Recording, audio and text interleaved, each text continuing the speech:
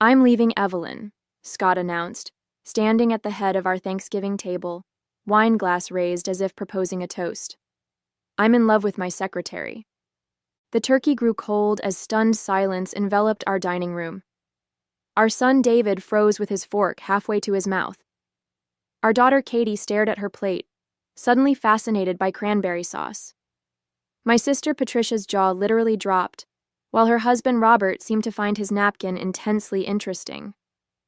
"She's 22, Scott continued with inappropriate pride, as if youth itself were an achievement. "And she's everything you're not, Evelyn." I carefully set down my silverware, dabbed the corner of my mouth with my napkin, and looked at my husband of 25 years.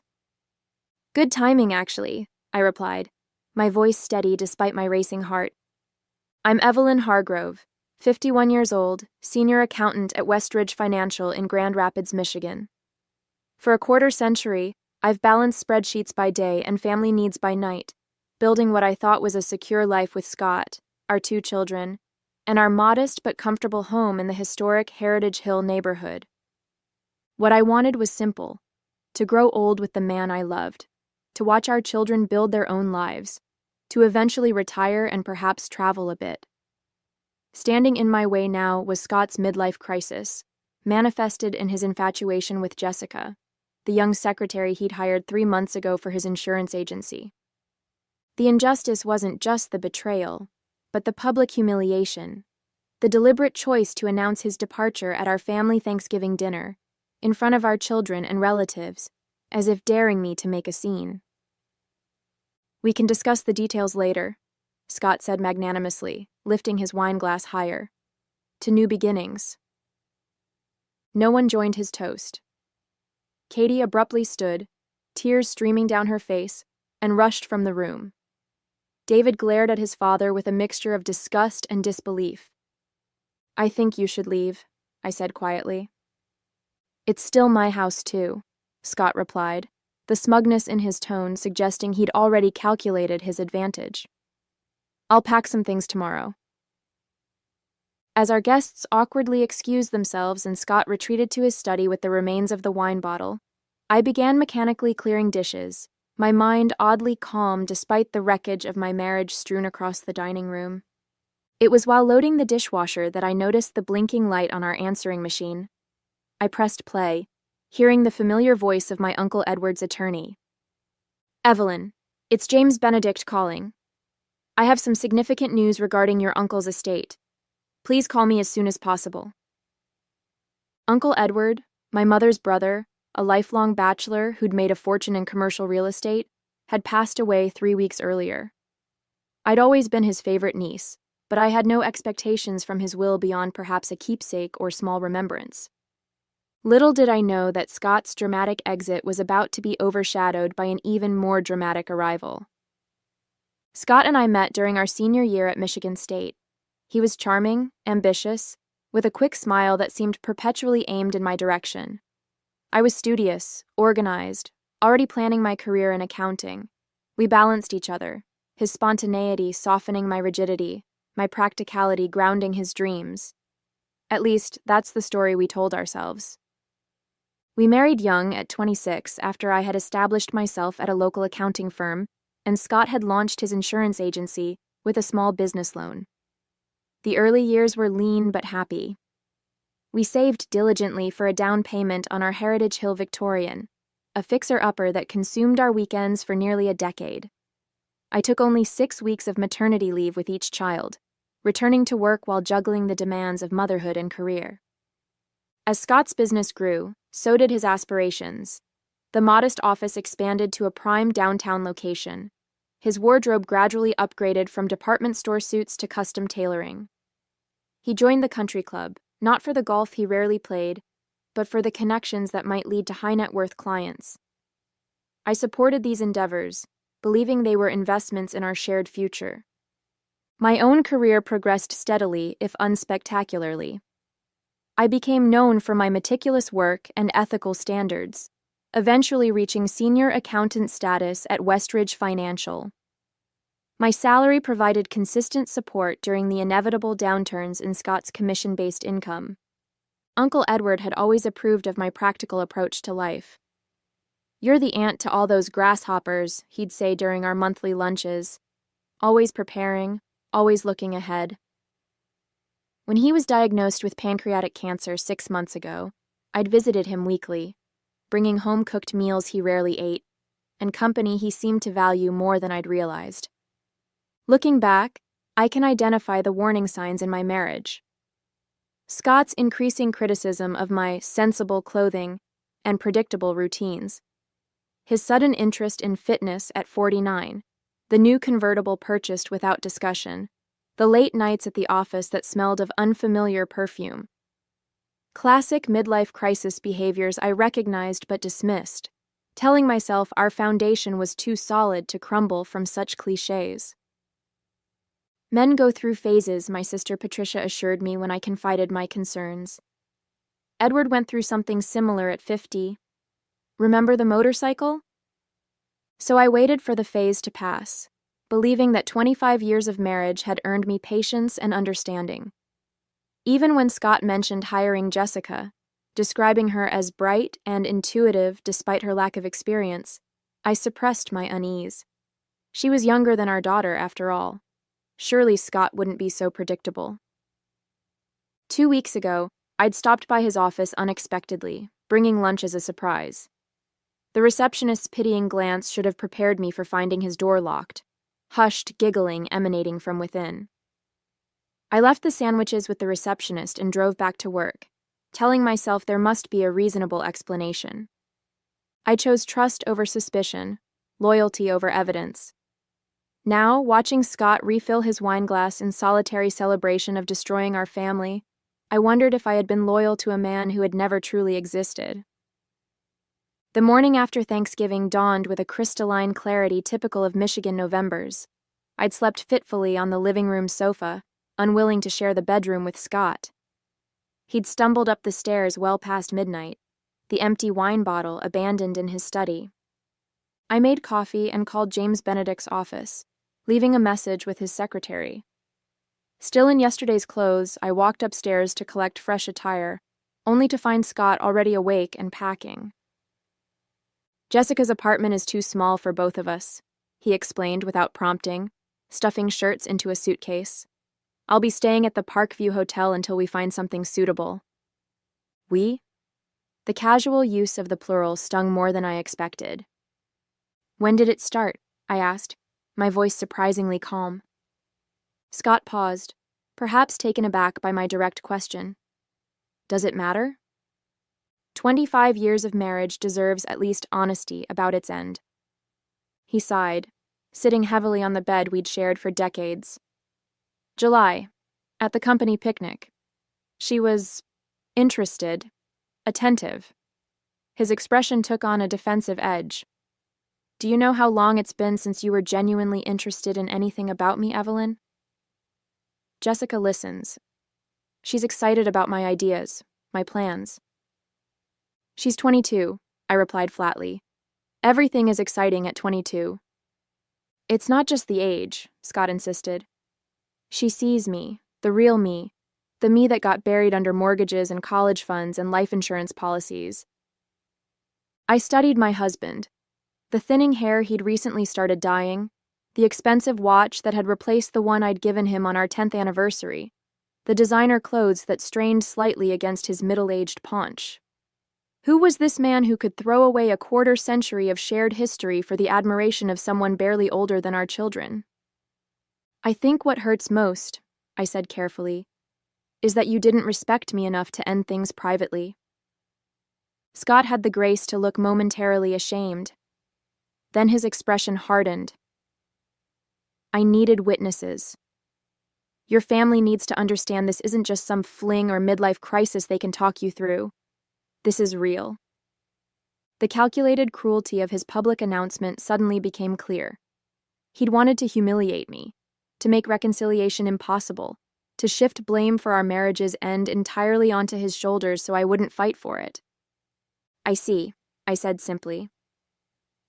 The doorbell interrupted whatever Scott might have said next. I went downstairs to find a courier with a certified letter requiring my signature. The return address was James Benedict's law firm. I opened it in the kitchen, scanning the formal legal language until the key phrases leapt from the page. Sole beneficiary, controlling interest, comprehensive portfolio, and a figure that made me clutch the kitchen counter for support. $4.7 million. Uncle Edward, who had lived modestly despite his wealth, had left me his entire estate, the commercial properties, the investments, even his charitable foundation. The inheritance was structured as separate property, established after my marriage, explicitly designated as belonging exclusively to me rather than the marital estate. The letter included a handwritten note from Uncle Edward. Evelyn, I've always admired your loyalty and strength. Life has a way of testing both. Consider this your safety net, whatever comes next. Somehow he had known, or at least suspected, that I might need independent means. Had he seen something in Scott that I had missed? Or had my own concerns slipped into our conversations more than I realized?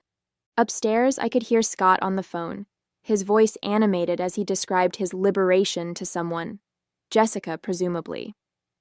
My numbness was giving way to something else. Not quite anger, not quite relief, but a clarifying sense of possibility. I carefully folded the letter and placed it in my purse, then began making a mental list of immediate actions required. This wasn't how I'd expected my life to unfold at 51, but as Uncle Edward's final gift demonstrated, sometimes the unexpected brings its own kind of freedom. I waited until Scott left with his suitcases before calling James Benedict and confirming the details of my inheritance. The attorney suggested we meet immediately to discuss next steps, including taking control of Uncle Edward's business interests. Your uncle was quite explicit about his wishes, James explained. He wanted you to have complete freedom to make your own decisions, both personally and professionally. After scheduling an appointment for Monday morning, I called Patricia, who arrived 30 minutes later with a bottle of wine and fierce protective energy. That absolute bastard, she fumed, pacing my kitchen. After everything you've done for him, the sacrifices, the support. It's over, I interrupted, pouring us each a glass. What matters now is moving forward with dignity. Patricia paused mid-stride. You seem surprisingly calm. I slid Uncle Edward's letter across the counter. Patricia's eyes widened as she read, her expression transforming from outrage to astonishment. Holy shit, Evelyn. You're rich. It appears so, I acknowledged, the reality still sinking in. The question is what to do about it, and about Scott. Patricia's grin turned predatory.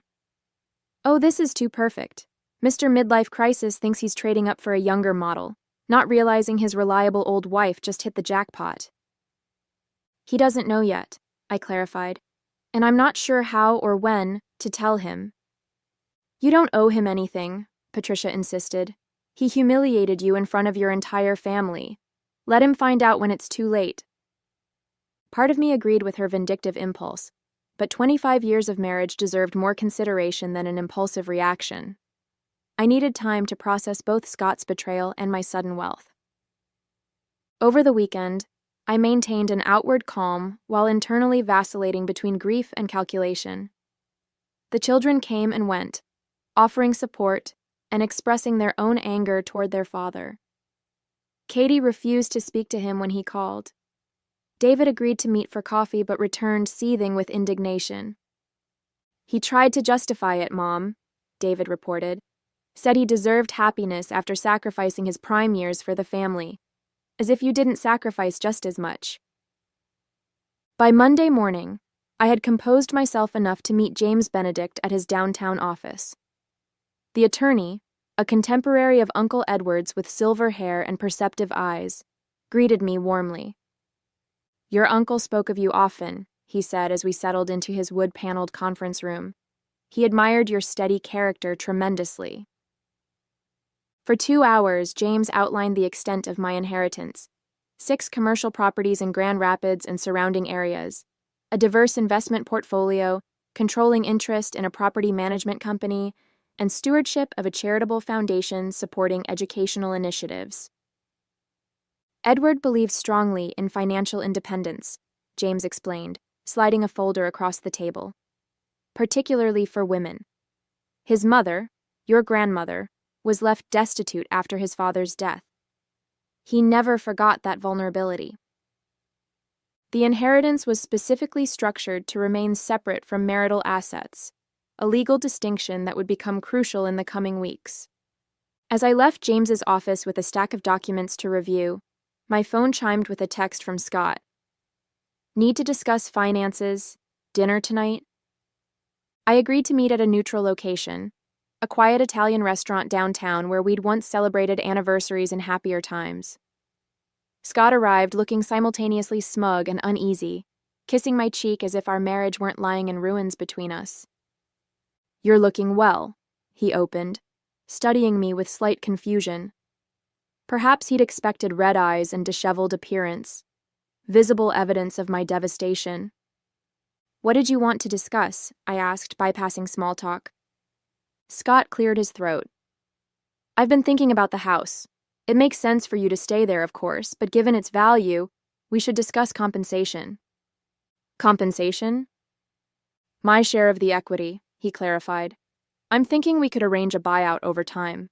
I know you don't have liquid assets to purchase my portion outright. The presumption was breathtaking. Not only was he leaving me for a woman half my age, but he expected me to make payments to him while he built his new life. I need time to think about it, I said carefully. Scott nodded magnanimously.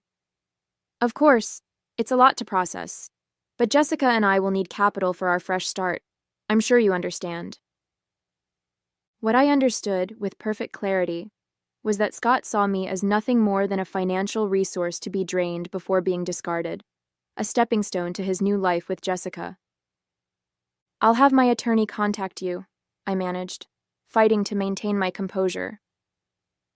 Scott's eyebrows rose. You have an attorney already? That seems unnecessarily adversarial, Evelyn. I thought we could handle this amicably.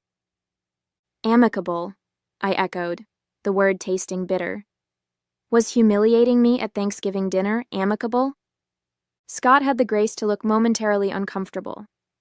I admit the timing was perhaps insensitive, but I needed to make a clean break. For Jessica's benefit, you mean? He glanced at his watch, a nervous habit I recognized from countless budget discussions throughout our marriage.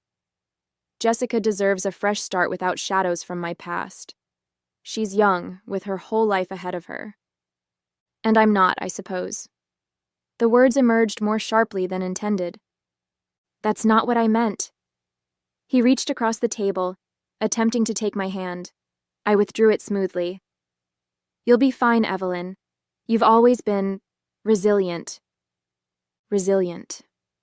The word hung between us, his subtle acknowledgement of how often I'd bent without breaking during our marriage. The financial strains when his business was starting, the years of balancing childcare with full-time work, the emotional labor of maintaining our home and relationships, always adapting, always accommodating. You're right, I agreed finally. I am resilient. Something in my tone must have alerted him. His expression shifted from patronizing confidence to wariness.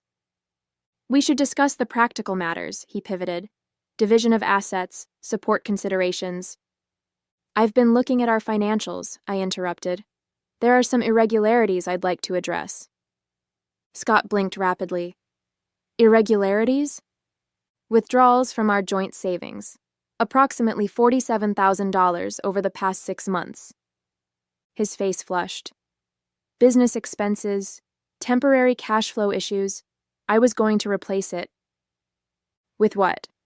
Your agency's profits have been declining for 3 years. The flash of alarm in his eyes confirmed what I'd suspected. Scott had been systematically siphoning our savings, likely to finance his new lifestyle with Jessica. Expensive dinners, hotel rooms, perhaps gifts, the building blocks of his affair.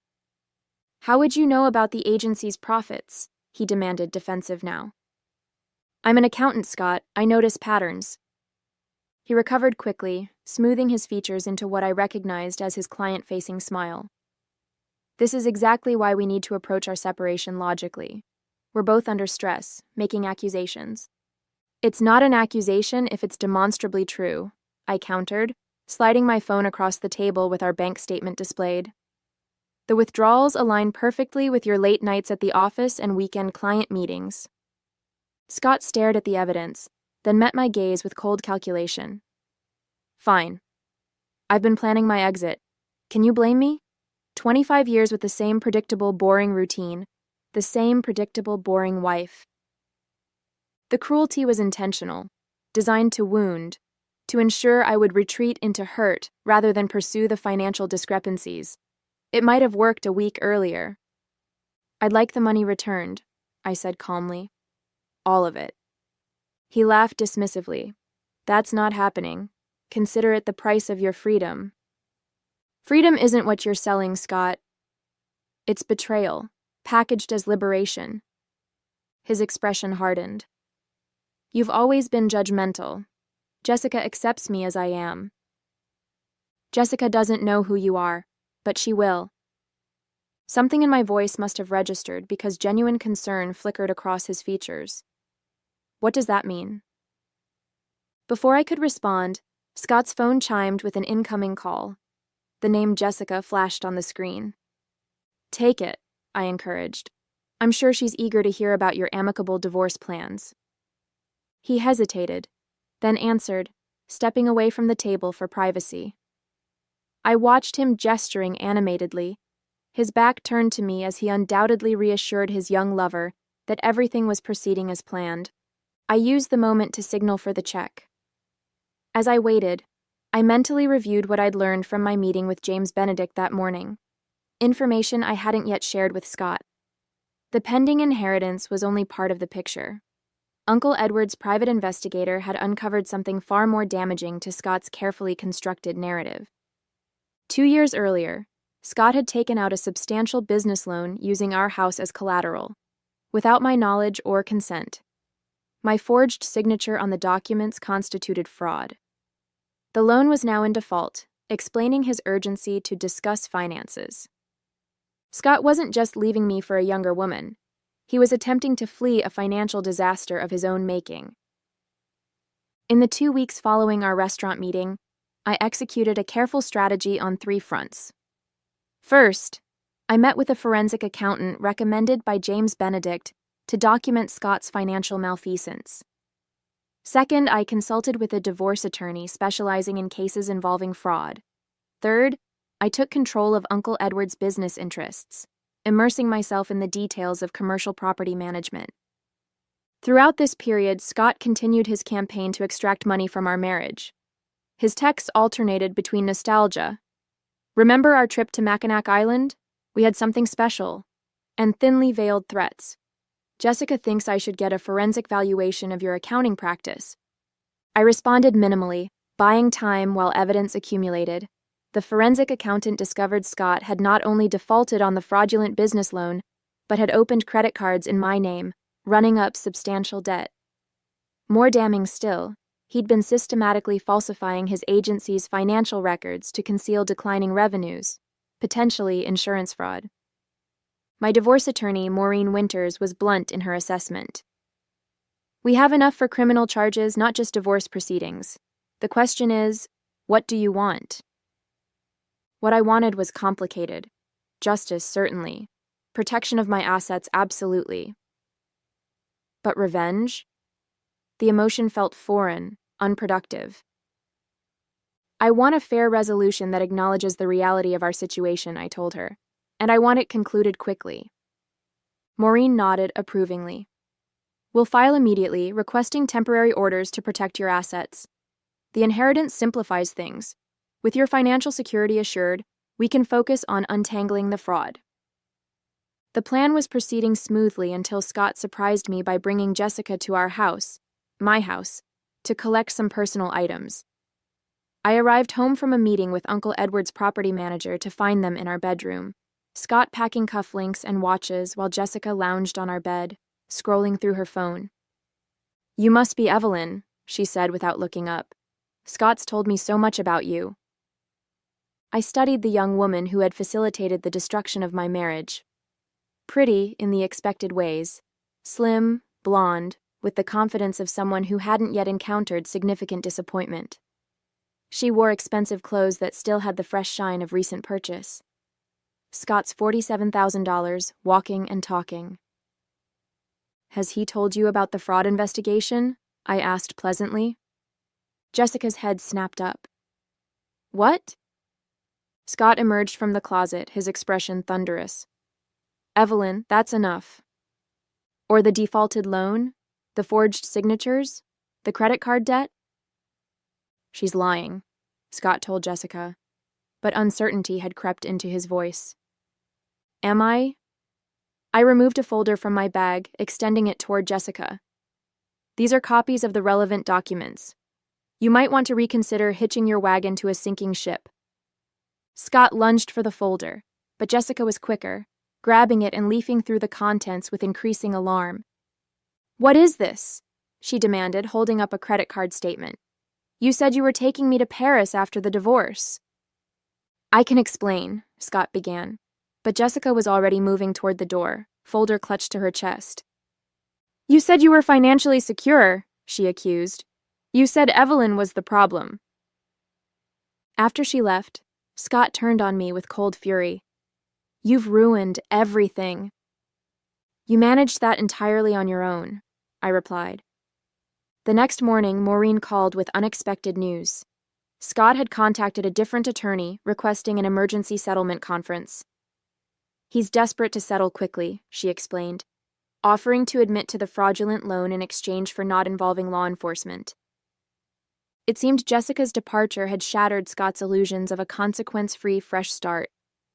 With his relationship imploding and legal jeopardy looming, he was finally facing reality. I should have felt triumphant. Instead, I felt oddly hollow. 25 years of marriage ending not with dignity, but with desperate negotiation to avoid criminal charges. "What do you recommend?" I asked Maureen. "We're in a strong position. We could push for everything. The house, your full retirement accounts, even reparations for the fraud." The decision crystallized with surprising clarity. "Schedule the conference, but I have specific terms in mind. Such as, I want a clean break, complete separation, no further contact." Maureen seemed surprised. "No punitive measures? No restitution?" I thought of Scott and Jessica in my bedroom, their casual invasion of the space where I'd spent a quarter-century of my life. How quickly it had all been devalued, discarded. "The fraud documentation goes into an escrow account," I decided. "If he honors the divorce terms, it remains sealed. If not—" "Consequences," Maureen finished, approval in her voice. "Exactly." The settlement conference was scheduled for the following week. In the meantime, I had a property empire to learn. The settlement conference took place in Maureen's sleek downtown office overlooking the Grand River. Scott arrived alone, his normally immaculate appearance showing signs of strain, wrinkled shirt, shadows under his eyes, the expensive watch conspicuously absent from his wrist. His attorney, a nervous man with a perpetual frown, opened with conciliatory language about mutual mistakes and moving forward amicably. Maureen's icy smile stopped him mid-platitude. "Let's be clear about the situation," she said, sliding documents across the table. "Fraud, identity theft, financial misrepresentation, these aren't mutual mistakes." Scott stared at the table, avoiding my gaze as his attorney reviewed the evidence. "My client is prepared to offer significant concessions," the attorney began. "That's fortunate," Maureen replied, "because my client is prepared to file criminal charges." The threat hung in the air like a blade. Scott finally looked up, meeting my eyes with a mixture of resentment and fear. "What do you want, Evelyn?" he asked hoarsely. I opened the folder I'd brought. Not legal documents, but photographs of our life together.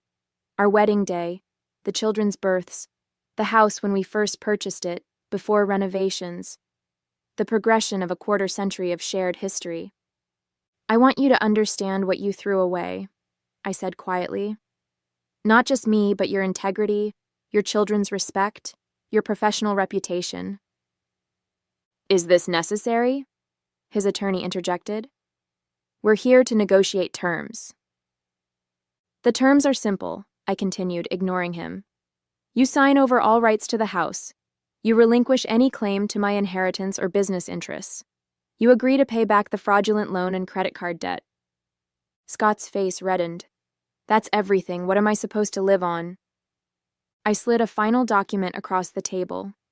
The deed to a small commercial property on the outskirts of Grand Rapids, recently purchased with a portion of my inheritance. This building houses your insurance agency, I explained. The lease is paid for 5 years. It's your fresh start, Scott. More than you deserve, but less than you expected. His eyes widened as understanding dawned. You own my building now? I own a lot of things now, I replied calmly. Sign the papers. 6 months after the Thanksgiving that ended my marriage, I stood in the lobby of Hargrove Properties, watching workers install the new company signage.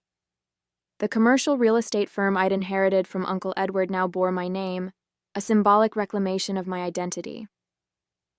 Scott had signed the divorce papers that January afternoon, his hand trembling slightly as he accepted the terms. His attempt to craft a triumphant exit from our marriage had instead left him humbled, diminished.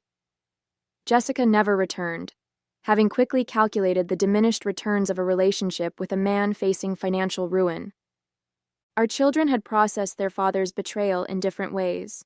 Katie maintained a cold distance, agreeing to occasional lunches but refusing to discuss anything personal.